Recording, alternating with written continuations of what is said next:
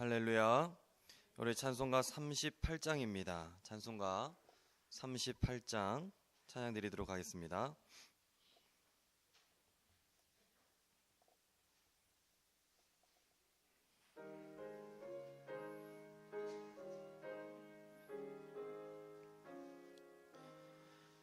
예수니 왕이여 이곳에 오셔서 우리가 왕께 드리는 영광을 받아주소서. 우리는 주님의 백성, 주님은 우리 왕이라. 왕이신 예수님 오셔서 좌정하사 다스리소서. 예수 우리 주시여 이곳에 오셔서 우리가 주께 드리는 찬양을 받아주소서. 우리는 주님의 종들, 주님은 우리 주시라. 주 대신 예수님 오셔서 이 찬양을 받아주소서. 아멘. 우리 찬송가 352장 힘차게 박수하시면서 찬양 드리겠습니다. 352장입니다.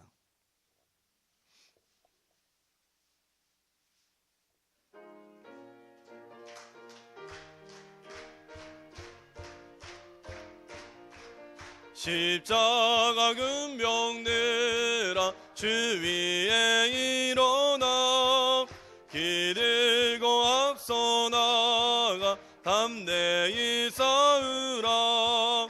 주께서 승전하고 영광을 얻도록 그 근대 거느리사 이기게 하시네.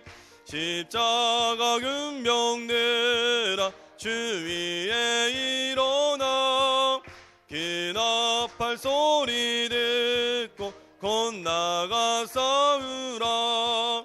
수 없는 원수 앞에 주 따라갈 때에 주 예수 힘을 주사 강하게 하시네.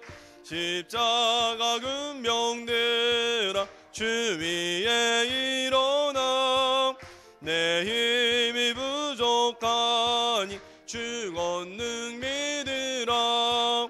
복음의 갑주 입고 늘 기도하면서 너 맡은 자리에서 충성을 다하라. 십자가 근병들아 주 위에 일어나 이날에 접전하고 곧개가 부르라. 승전한 군사들은 영생을 얻으며 영광의 주와 함께 왕 노릇하리라. 아멘. 오늘 우리에게 주신 하나님의 말씀 보겠습니다. 하나님의 말씀은 사무엘상 30장입니다. 사무엘상 30장 1절부터 31절까지 말씀 교독으로 읽으시고 마지막 31절은 다 함께 읽도록 하겠습니다. 다윗과 그의 사람들이 사흘 만에 시글락에 이른 때에 아말렉 사람들이 이미 네겝과 시글락을 침노하였는데 그들이 시글락을 쳐서 불사르고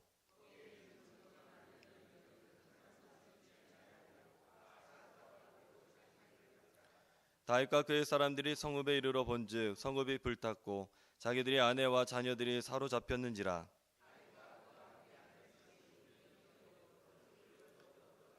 다윗의 두 아내 이스라엘 여인 아히노암과 갈멜 사람 나발의 아내였던 아비가일도 사로잡혔더라.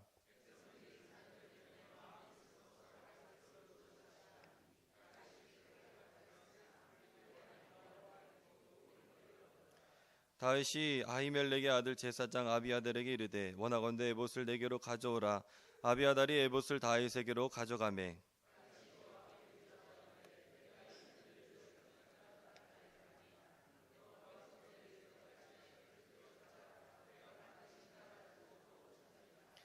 이에 다윗과 또 그와 함께한 600명이 가서 부솔신에 이르러 뒤떨어진 자를 거기 머물게 했을 때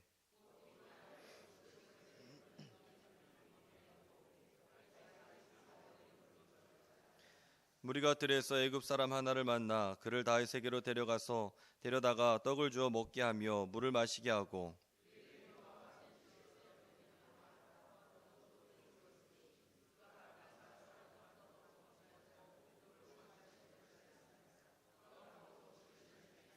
다윗이 그에게 이르되 너는 누구에게서 속하였으며 어디에서 왔느냐 하니 그가 이르되 나는 애굽 소년이요 아말렉 사람의 종이더니 사흘 전에 병이 들매 주인이 나를 버렸나이다.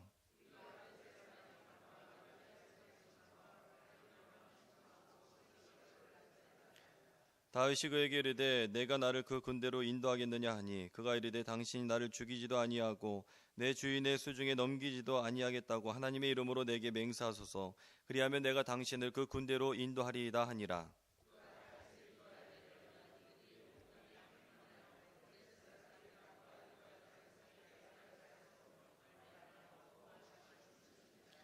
다윗이 새벽부터 이튿날 저물 때까지 그들을 치매 낙타를 타고 도망한 소년 400명 외에는 피한 사람이 없었더라.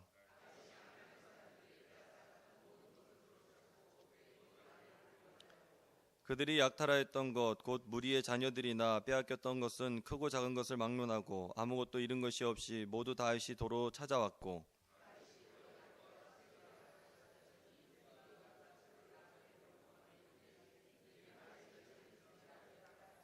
다윗이 전에 피곤하여 능히 자기를 따르지 못하므로 부솔 시내에 머물게 한 200명에게 오매 그들이 다윗과 그와 함께한 백성을 영접하러 나오는지라.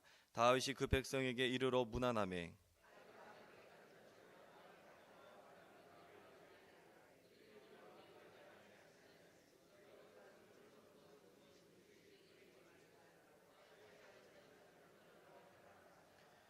다윗이 이르되 나의 형제들아 여호와께서 우리를 보호하시고 우리를 치러 온 그 군대를 우리 손에 넘기셨은즉 그가 우리에게 주신 것을 너희가 이같지 못하리라.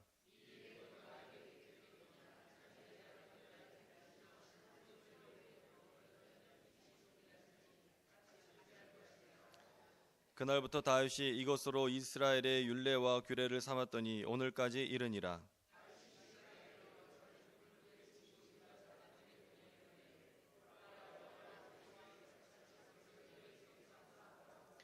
베델에 있는 자와 남방 라못에 있는 자와 아뜰에 있는 자와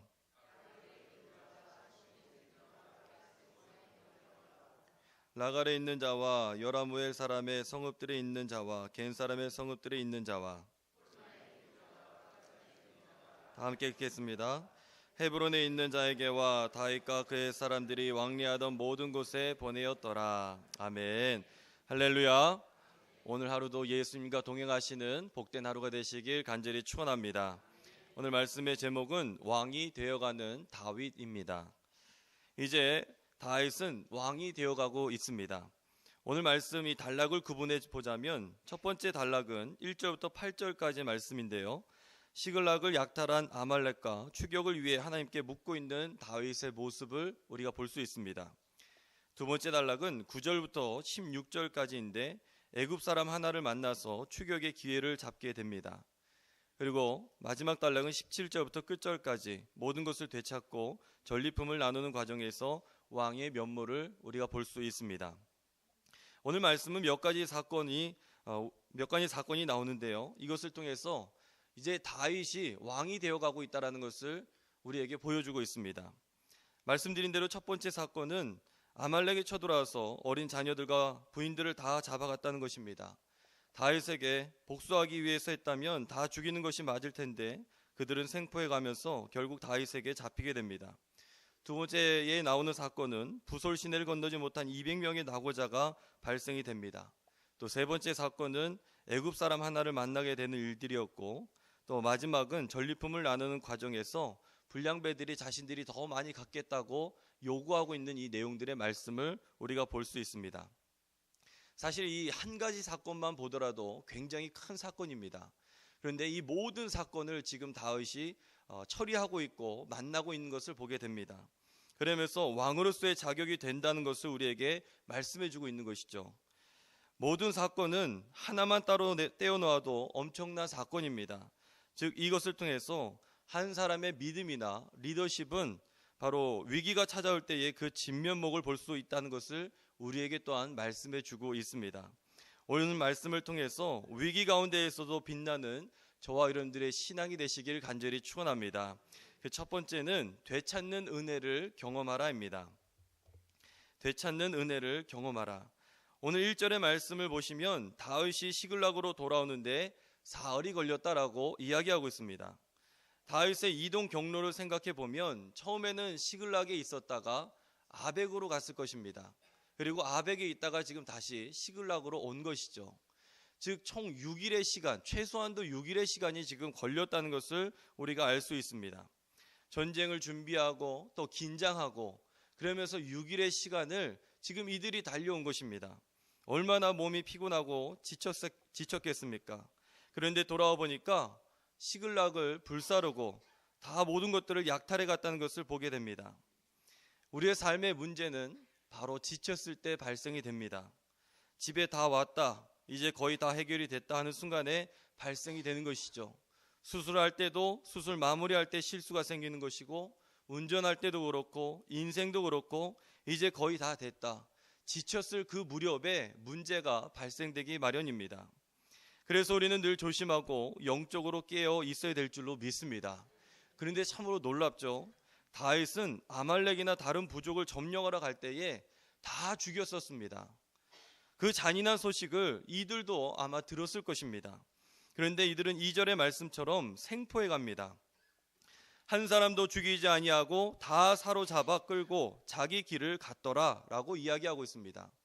생포해 가는 것은요, 상식적으로 생각해도 시간이 더 오래 걸립니다. 이동하는 데에 시간이 더 걸리게 되는 것이죠. 그들은 병든 종을 버리고 갈 정도였습니다. 다윗이 뒤쫓아 올 것까지 생각했을지도 모릅니다. 그런데 그 바쁜 시간에 한 사람도 죽이지 않았다라고 하는 것은 하나님의 은혜 아니겠습니까?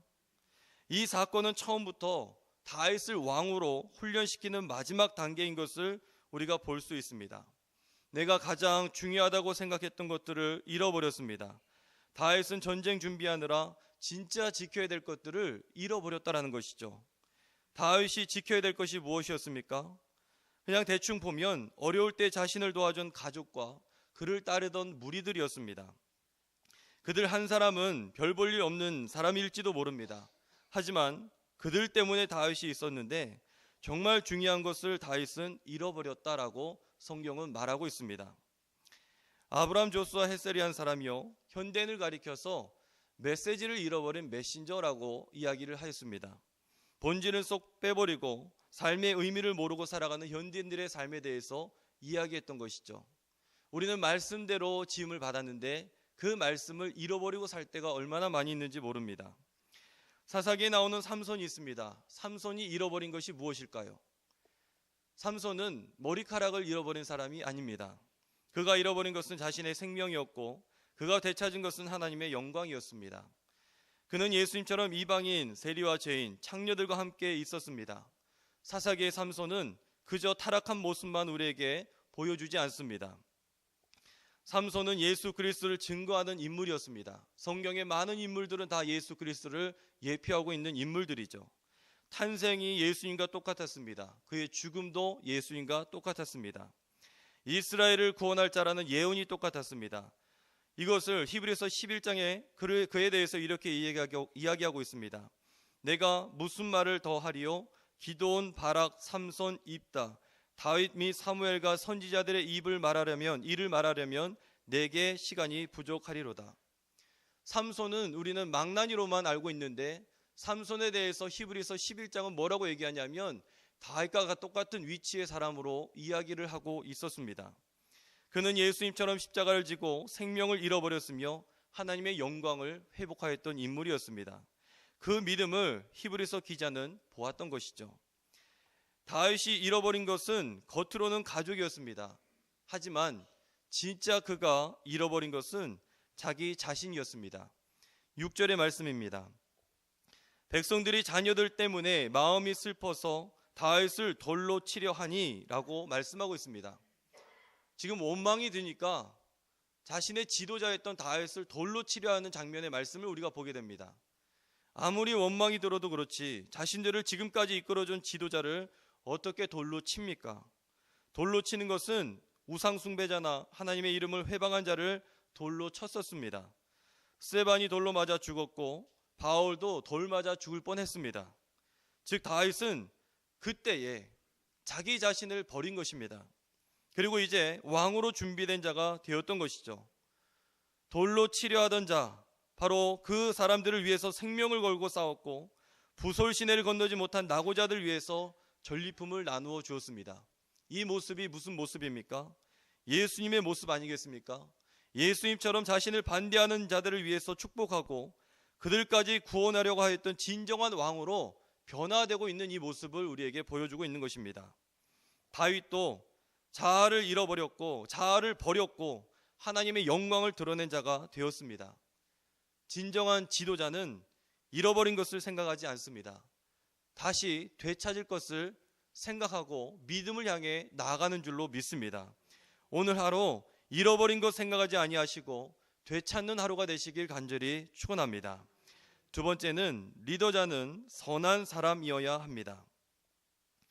리더자는 선한 사람입니다. 한자로 착할 선자는 양자에 말씀 원자를 합친 말이라고 합니다. 즉 양의 말이 진실하다라는 것이죠. 예수님은 세상 죄를 지고 가시는 어린 양이었습니다. 예수님의 말씀은 진실하시죠. 그래서 선하다라는 것은 착하다라는 말이 아닙니다. 선하다는 말은 착하다는 말이 아니라 예수 그리스도 안에서 살고 예수를 믿는 삶이 선한 삶입니다. 리더자는 그래서 착한 사람이 아니라 예수를 믿는 사람이 되어야 되는 것입니다. 8절의 말씀을 보시면 이렇습니다. 다윗이 여호와께 묻자와 이르되 내가 이 군대를 추격하면 따라잡겠나이까 하니 여호와께서 그에게 대답하시되 그를 쫓아가라. 내가 반드시 따라잡고 도로 찾으리라. 이 말씀을 지금 다윗이 하나님께 묻고 있는 것입니다. 내가 이 군대를 추격하면 따라잡을 수 있겠습니까? 다윗은 선한 사람이었고 무슨 일이든 하나님 앞에 묻는 자가 되었습니다. 그동안의 상처와 어려움은 다윗을 겸손한 사람으로 만들었고 그가 하나님 앞에 묻는 사람이 되었다는 것을 우리에게 보여주고 있는 것이죠. 이제는 하나님만 의지하는 사람이 되었습니다. 리더자는요, 일을 잘하는 사람이 리더자가 아니라 하나님께 묻는 사람이 리더인 줄로 믿습니다. 그런데 또다시 문제가 생겼습니다. 6일 이상의 행군을 하면서 전쟁을 준비하며 긴장했던 이 피로가 겹쳐오면서 낙오자가 생겨나게 되었던 것이죠.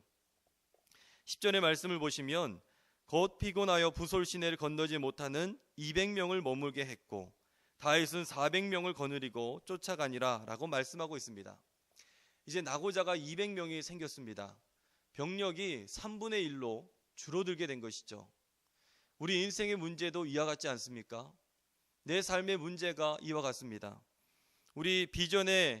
내가 가지고 있던 비전이 3분의 1로 줄어들기도 하고 내가 가지고 있던 돈이 3분의 1로 줄어들기도 하고 내가 가지고 있던 건강이 3분의 1로 줄어들기도 합니다. 내가 할 수 있는 것보다 할 수 없는 것들이 더 많아지는 나이가 되고 어려운 일들을 경험하는 그런 나이가 되기도 하죠. 하지만 말씀드린 대로 영적인 사람은 잃어버린 것을 생각하는 것이 아니라 하나님만을 바라보고 있는 줄로 믿습니다. 다윗은 낙오자 200명을 아말렉 군대처럼 버리거나 죽이지 않았습니다. 잃어버린 가족을 찾으려고 했지만 지친 그들을 오히려 위로하고 잘 쉬게 했습니다. 어디서 볼 수 있을까요? 21절의 말씀입니다. 21절의 말씀을 보시면 다윗이 전에 피곤하여 능히 자기를 따르지 못하므로 부솔 시내에 머물게 한 200명에게 오매라고 이야기하고 있습니다. 이게 리더자의 모습입니다. 너희들이 나에게 와라, 이게 아니라 그 지쳐있는 그 사람들에게 갔다라는 것이죠. 그 사람들에게 오매라고 이야기하고 있습니다. 이게 다윗의 마음이었습니다. 내가 있는 곳으로 오라는 것이 아니죠. 너희가 힘들면 내가 그리로 갈게 라고 이야기하는 것입니다. 이것이 지도자의 마음입니다. 지도자의 마음은 잃어버린 곳에 있는 것이 아니라 기도하는 데에 있습니다. 7절의 말씀처럼 에봇을 가져와서 기도하고 묻고 나아가자 하나님께서 기회를 주신 것이죠. 11절입니다. 무리가 들에서 애굽 사람 하나를 만나게 됩니다. 그 사람이 누구인가요? 다윗과 부하들이 살던 시글락에 불질렀던 사람이었습니다. 13절 14절의 말씀을 보시면 나는 애굽 소년이요 아말렉 사람의 종이더니 사흘 전에 병이 들매 주인이 나를 버렸나이다. 14절에 우리가 시글락을 불살랐나이다. 원수입니다. 지금 자신들의 가족을 위험에 빠지게 했던 종이었습니다. 불질렀던 사람이었습니다. 그런데 그를 어떻게 대합니까? 먹을 것을 가져다가 먹이고 긍휼의 마음으로, 자비의 마음으로 대하고 있는 것을 보게 됩니다. 우리 같으면 원수이면 어떻습니까? 죽여버릴지도 모릅니다. 아마 그 시대였으면 우리는 아마 이 사람을 그냥 내버려 두지 않을 것입니다. 그런데 다윗은 그를 데려다가 떡을 주어 먹게 하고 물을 주었습니다. 큰 사람은요, 아주 사소한 일이라 할지라도 그것을 놓치는 법이 없습니다. 시간이 급할 때에 시간을 지체하게 되었지만 자비의 마음으로 이 자비의 마음을 하나님께서 갖게 하여 주셨고 그를 통해 일의 실마리를 찾게 되었습니다. 우리에게 하나님께서 기회를 이미 주셨을지도 모릅니다. 내가 그토록 싫어하는 사람을 통해서 시간이 없는 가운데에 하나님께서는 우리에게 이미 기회를 허락해 주셨는지도 모릅니다.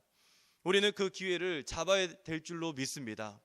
잃어버리고 놓치고 있는 그 기회들, 그런데 이 다윗은 그 기회를 잡으면서 진정한 왕으로 변해가고 있는 이 모습을 우리가 보게 됩니다. 이전처럼 아비가일의 남편이었던 나발을 죽이려고 했던 마음이 아니라 적군까지도 품는 사람으로 바꾸어주고 계셨습니다. 우리도 이러한 넉넉한 사람이 되고 하나님의 마음을 품고 나아갈 때에 주의 축복을 얻는 저와 여러분들의 삶이 되시길 간절히 축원합니다. 마지막은 다 함께 하라입니다. 하나님의 사람들은 공동체 의식이 있어야 됩니다. 나 혼자 살겠다고 노력해서는 안 되는 것이죠. 소외된 자를 돌볼 줄 알아야 되는 것이고, 그리고 그 사람들을 보듬어 안아야 됩니다. 21절의 말씀을 보시면 다윗은 부솔 시내를 건너지 못한 자들 향해서 자신에게 오라고 하지 않았습니다. 본인이 직접 갔죠. 그리고 그들에게 뭐라고 합니까? 문안하였습니다. 이것은 샬롬입니다. 혹시 다른 일로 인해서 피해를 입거나 다치지 않았는지 저들의 상황을 먼저 염려해 주고 있는 것이죠. 전쟁을 한 것도 다윗이고 죽을 뻔한 일을 경험한 것도 다윗이었습니다. 그런데 다윗은 진심으로 그들을 먼저 걱정합니다. 남아있던 200명은 얼마나 송구하고 죄송한 마음이겠습니까? 이런 마음을 알고 다윗은 먼저 다가가서 따뜻하게 대해줬던 것입니다. 다윗은 아말렉 사람에게 빼앗겼던 모든 것을 되찾고 전리품까지 얻었습니다. 그런데 이번에는 문제가 또 발생이 되었는데요. 전리품을 나누려고 하자 악한 자와 불량배들이 이야기합니다. 저들은 전투에 나가지 않았는데 똑같이 나누는 것이 말이 됩니까? 저들은 그냥 처자들만 데리고 가게 하소서. 그러니까 아무것도 주지 말고 그냥 빈손으로 보내라고 이야기하는 것입니다. 왜냐하면 우리는 생명 걸고 싸웠고 저들은 아무것도 안 했기 때문에 저들을 그냥 보내라라는 것이죠. 이것이 세상의 논리이자 세상의 합리적인 방법입니다. 우리가 전도를 하거나 아니면 바자회를 하거나 아니면 교회에서 무슨 일을 추진할 때에 어떤 사람은 아무것도 안 합니다. 쉽게 하려고 하는 이들이 있습니다라고 이야기할 때도 있습니다. 하기 싫어서 안 하는 사람은 제외하고라도 못하는 사람, 건강이 약해서 참여하지 못하는 사람, 때로는 직장 때문에 참여하지 못하는 사람들을 우리는 마음에 품어야 될 줄로 믿습니다. 다윗이 그랬습니다. 24절입니다. 24절의 말씀을 보시면 이 일에 누가 너희에게 듣겠느냐? 전장에 내려갔던 자의 분깃이나 소유물 곁에 머물렀던 자의 분깃이 동일할지니 같이 분배할 것이니라 라고 이야기하고 있습니다. 지금 뭐라고 얘기하냐면 부솔 시내를 건너지 못한 자 200명, 이 200명은 가족들이 보는 앞에서 구박을 당하고 있는 것입니다.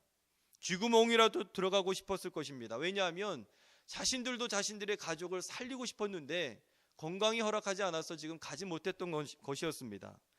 그래서 다른 사람의 도움을 받아서 자신의 가족이 살 수 있었던 것이죠.